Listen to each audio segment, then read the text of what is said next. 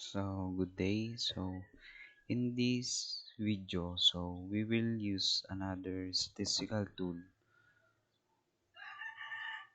which is what we call the t-test for dependent of bird sample. So this is our data set. So in this data sets, we have 100 participants or observations. So in our situation, a teacher wants to determine the effectiveness of her teaching strategy. She gave a pre and post test where the lowest score that her students earned is 20 and the maximum score is 50. So there are two groups, the group 1 and group 2. So these are their scores in the pre-test and post-test exam. So in this situation, we derive in our objective. So our objective here is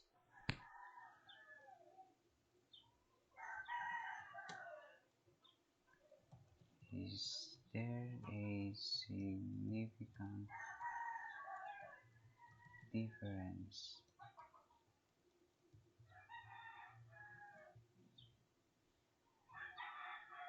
between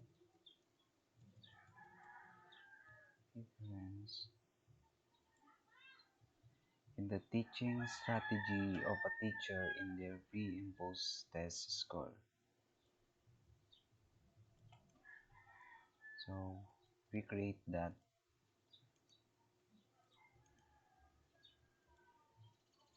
test score. So our hypothesis is, which is determined as null. So there is no significant difference in the teaching strategy in their test score. So that is our null hypothesis. So there is no significant difference in the teaching strategy in their test score. So our parameters is significance level is set to 0.05. So the confidence interval is 95%. So in these data sets, we will test first.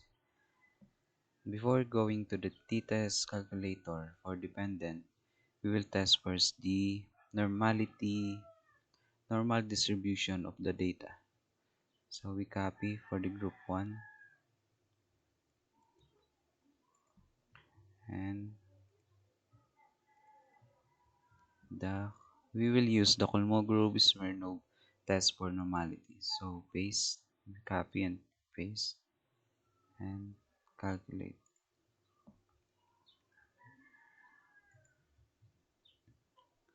So the p-value is 28.28969. So your data does not differ significantly from that which is normally distributed. So the mean is 33.52. So our p-value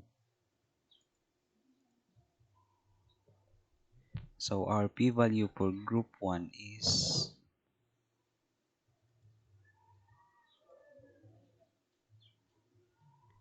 0.2869. Copy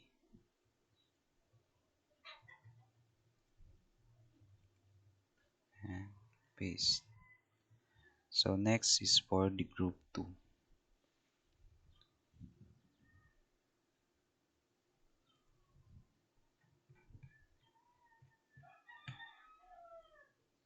Copy.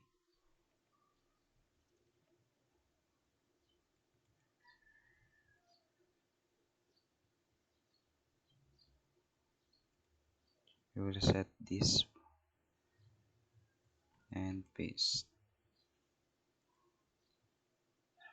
Calculate. So p-value is 0.15536. So your data does not differ significantly from that which is normally distributed. So This is the p-value for group 2. We will copy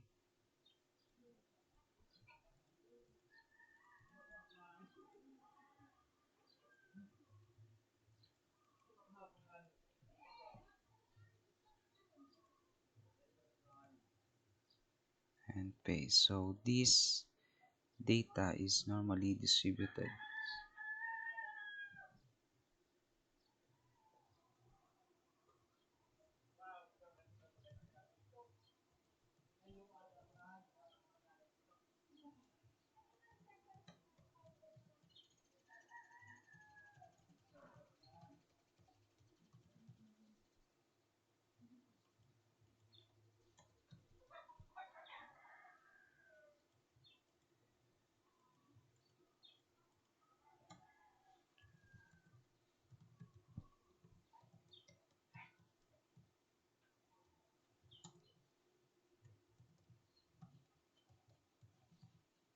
So in the test of normality, it shows that the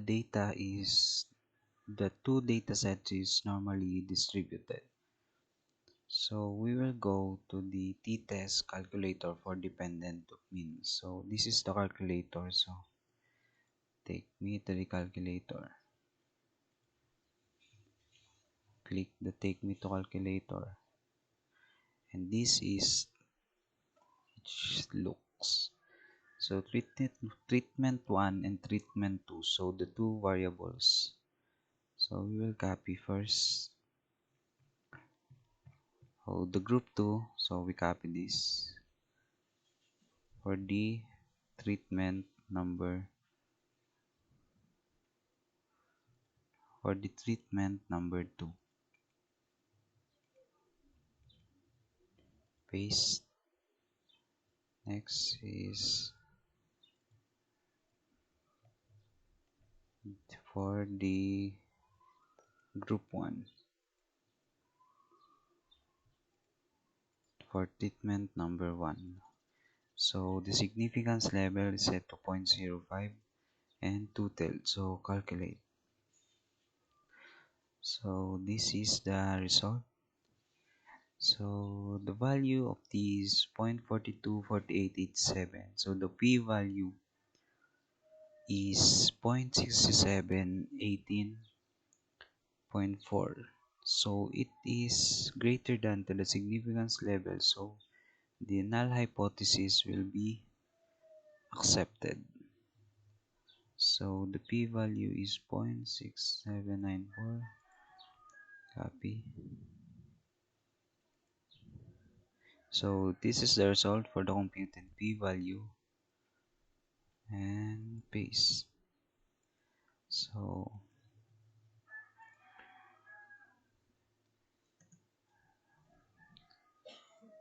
the computed p-value is 6.6794. So the null hypothesis there,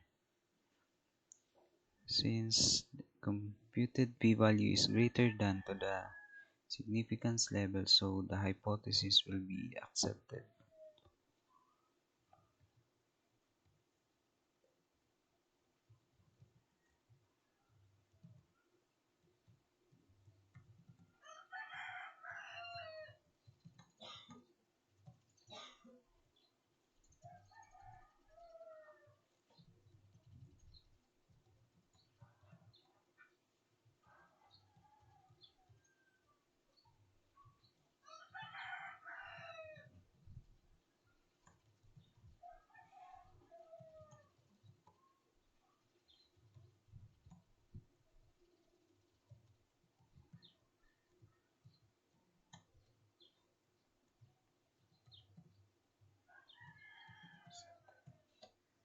So interpretation, the computed p-value is greater than the significance level, so therefore the null hypothesis will be accepted.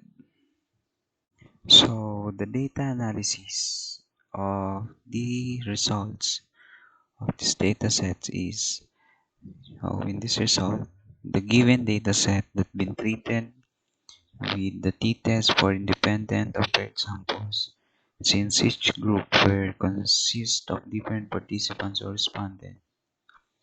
Each group had been tested with Kolmogorov test of normality with the result of computed p-values such as 0.28969 and 0.15536 for Group 1 and Group 2, respectively. These values suggest that the dataset in each group were normally distributed since their computed p-value is greater than 0.05.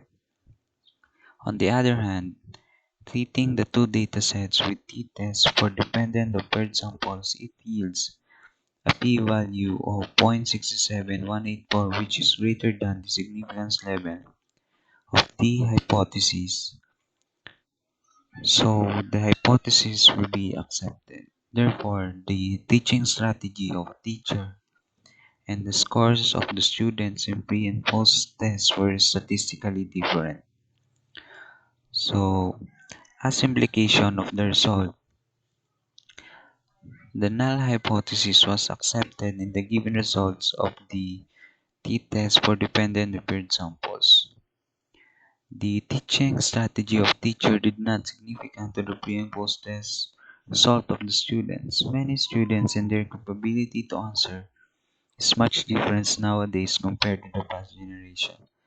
Although some nowadays cannot get the high scores, it may be because they focus on different things, not focusing in their studies.